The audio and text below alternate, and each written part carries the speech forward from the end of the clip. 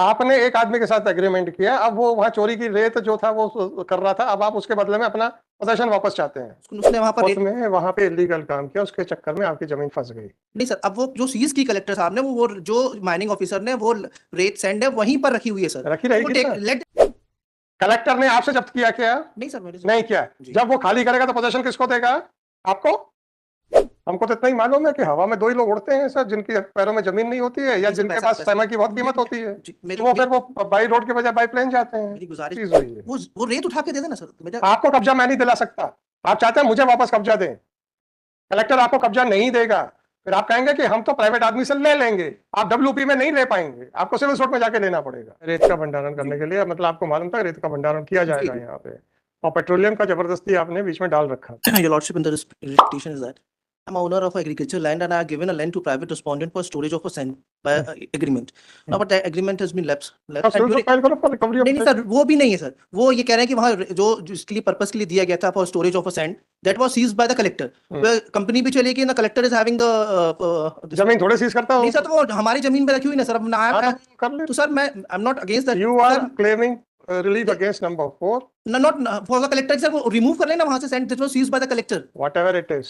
Sir मैं civil suit में जाऊंगा। I am again not against that कि सर दैट प्राइवेट रिस्पोंडेंट। आपने नंबर 4 को आपने कुछ एग्रीमेंट किया और उसने वहां पे इलीगल काम किया, उसके चक्कर में आपकी जमीन फंस गई। नहीं सर, अब वो जो सीज की कलेक्टर साहब ने वो जो माइनिंग ऑफिसर ने वो रेत सैंड है वहीं पर रखी हुई है सर। रखी रहेगी ना। लेट द टेक कोई बात नहीं ना, तो उससे आपका एग्रीमेंट थोड़े टर्मिनेट होगा। एग्रीमेंट साहब नॉट, वो एग्रीमेंट इज ओवर 3 इयर्स का था, दैट इज ओवर। जाओ पोजीशन लो, पोजीशन लो ना, आपकी जमीन थोड़ी सीज हुई है। नहीं तो वो that land is occupied by the collector for the purpose of. आपका एग्रीमेंट कहाँ है सर? Agreement is P1। कब से था सर 2000 से था, 3 इयर्स के लिए। 16/3/2020 जी, for the purpose of 3 years. 3 years। Para number 3 में मैं रिप्रेजेंटेड द मैटर बिफोर। आपने ये पट्टा क्यों दिया? ये वो सर हमने किराए पे दिया था कि वो संग्रहण संग्रहण, रेत संग्रहण, पेट्रोलियम है, पेट्रोलियम पदार्थ संग्रहण, भंडारण, डीजल पंप स्थापित करने और रेत का भंडारण करने के लिए। रेत का भंडारण करने के लिए, मतलब आपको मालूम था रेत का भंडारण किया जाएगा यहाँ पे, और पेट्रोलियम का जबरदस्ती आपने बीच में डाल रखा था। नहीं सर, वो अभी रेत वहां रखी हुई है करीब 100 ट्रक्स, है ना। अच्छा, ये एग्रीमेंट कब खत्म हो गया? ये 2020 का था, 23 में खत्म हो गया, 3 इयर्स का था। तारीख बताओ। नहीं सर, ये तारीख देख लें तो 16/3/2020 को था, 3 इयर्स के लिए था। और ये जब्त कब हुई? सर ये जब तो सर वो उसके बाद में वो कंपनी तारीखें बताओ सर। जी, ये मैंने जो रिप्रेजेंटेशन दिया है वो 13/2/2024 को। हाँ जी, तो फिर आपने 1 साल तक, तो ये तो टेनेंट होल्डिंग ओवर हो जाएगा। नहीं सर, 24 को दिया ना, अभी दिया सर। भाई साहब 23 में जब आपका एग्रीमेंट खत्म हो गया जी, जी, और आपने नंबर 4 को अलाउ किया टू रिटेन द लैंड, जी, तो टेनेंसी होल्डिंग ओवर क्यों नहीं जाएगा sir? With so far permission, as that private respondent is concerned, whatever it is. आप मेरे प्रश्न का उत्तर दीजिए sir. What is the difference between tenant by sufferance and tenant by holding over? so far as the tenancy is concerned, I'm not aggrieved by कि sir उन्होंने क्यों forget about your grievance, answer my query sir. मालूम। What is the difference between tenancy by sufferance and tenancy by holding over? सीधा बोलो ना, नहीं पता।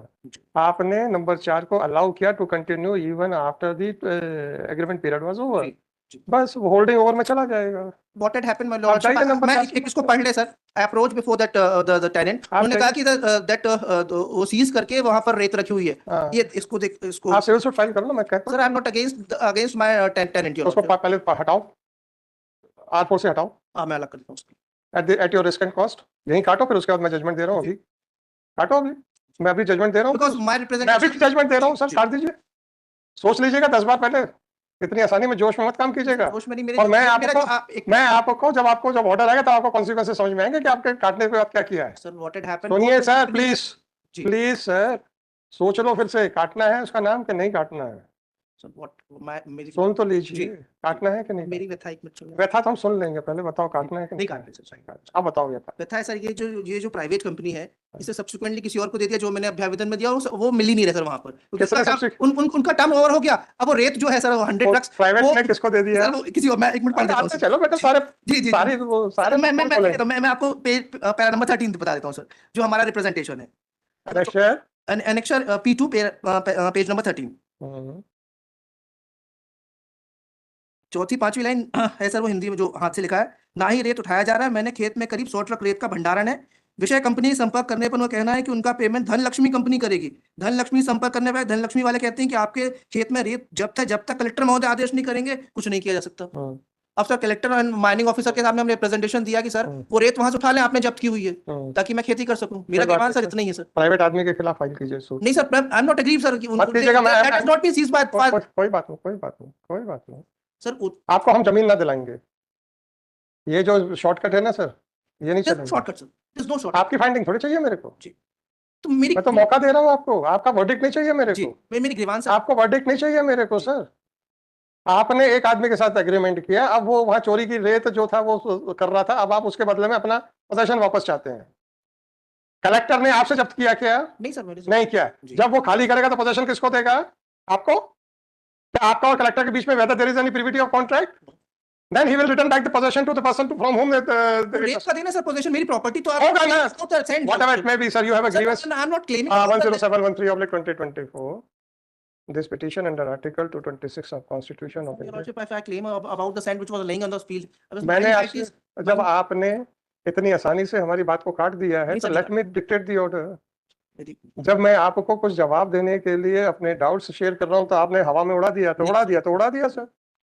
हमको तो इतना ही मालूम है कि हवा में दो ही लोग उड़ते हैं सर, जिनके पैरों में जमीन नहीं होती है या जिनके पास समय की बहुत कीमत होती है, तो वो फिर वो बाई रोड के बजाय बाई प्लेन जाते हैं। मेरी गुजारिश इतनी है कि वो आपका मेरी गुजारिश है, लगूंगा सर वहां पर आपसे खेती करने के लिए मैं कलेक्टर को जमीन देने के लिए नहीं कहूंगा। कहीं और रख ले उनको, कहीं भी रख ले, he will return it back to the person from whom the land was seized as per you. Sand was seized, Your Lordship. जमीन तो कब्जे में नहीं है ना, जमीन कब्जे में जाइए file suit against the private person. जमीन अगर अभी भी प्राइवेट पर्सन के कब्जे में है de facto and de jure, then you cannot take advantage of this order to get your land back from your person to whom you had given lease license, whatever it is. वो नहीं हो पाएगा sir, sir ये मेरे वो नहीं हो पाएगा। एक मेरा जो whatever it is, file a suit against the private person. Sir वो सीज करके कहीं और रखे ना सर, वो रख लेंगे वो मेरी जमीन में क्यों रखे? रख लेंगे। आपकी जमीन पे आपने रखवाया है, उन्होंने नहीं रखा है, तो सीज करके उठा ले जाए सर। ले जाएंगे, चिंता मत करो, आपको जमीन नहीं मिल पाएगी। You have to file civil suit. Collector आपके उन आदमियों को वापस करेगा जिस दिन उठाएगा जिससे सीज हुई है। वो रेत उठा के दे देना सर। आपको कब्जा मैं नहीं दिला सकता, आप चाहते हैं मुझे वापस कब्जा दें, कलेक्टर आपको कब्जा नहीं देगा। फिर आप कहेंगे कि हम तो प्राइवेट आदमी से ले लेंगे, आप डब्ल्यूपी में नहीं ले पाएंगे, आपको सिविल सूट में जाके लेना पड़ेगा। हम अगर इनसे कह दें कि आप रेत उठा लीजिए, then the collector will not hand you hand over कब्जा, वो ना दे उठा ले सर। वो चला जाएगा आपके प्राइवेट आदमी के पास, चला जाएगा कब्जा। और आप चाहते हैं कि भाई वो हम उनसे ले लेंगे, तो डब्ल्यूपी में कैसे ले पाओगे? ये बता दो मेरे को सर, क्योंकि जब 1 साल तक आपने नहीं लिया तो वो टेनेंट होल्डिंग ओवर पे जा रहे हैं सर जी। फिर your consent to retain the possession without any written agreement has created a right in favor of the private person. फिर कैसे बचोगे आप उससे?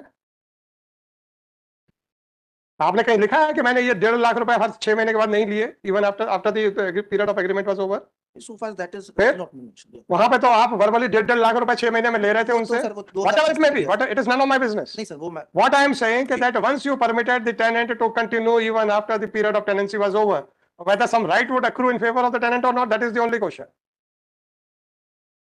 If some right has accrued, then sorry sir, I cannot direct the collector to hand over the possession of land to you.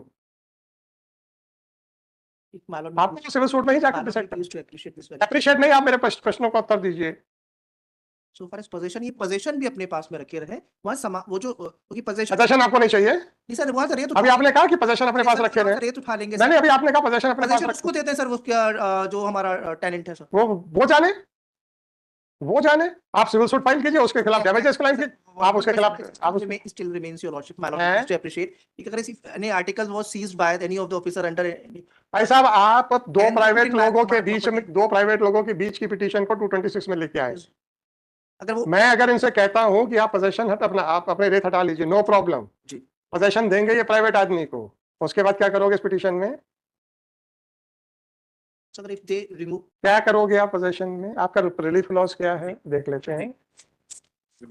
Remove the sense director the respondent number 2 आप कौन होते हैं sir?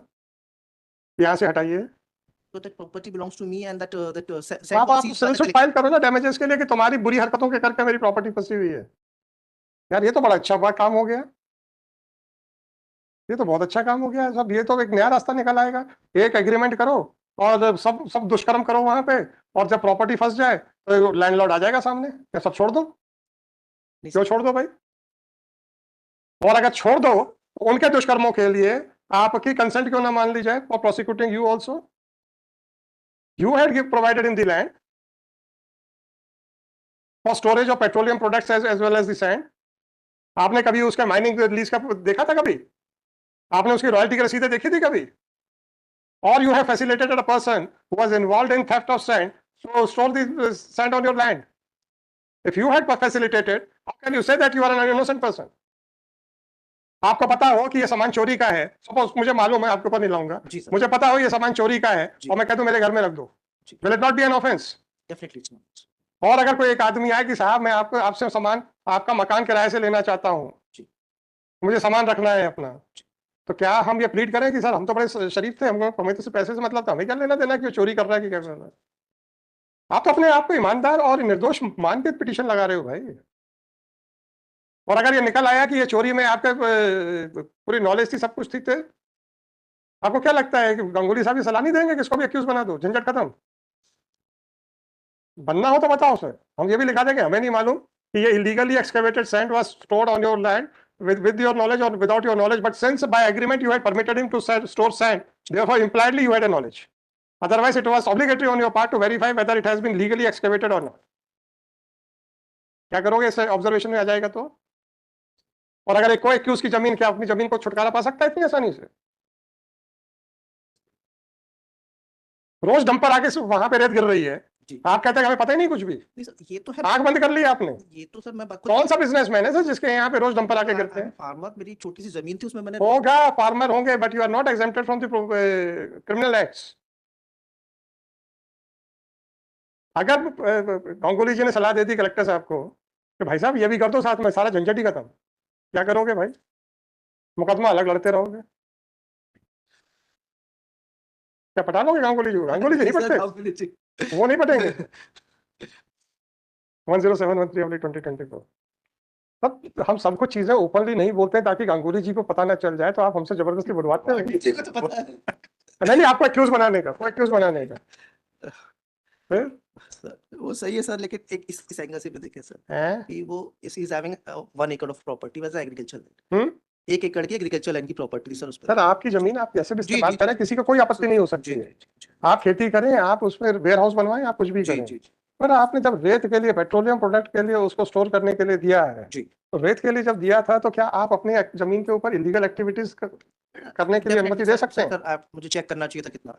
हाँ, आप इलीगल एक्टिविटीज करने के लिए आप परमिशन दे सकते हैं। नहीं check 10713/2024 this petition under article 226 of constitution of India has been filed seeking the following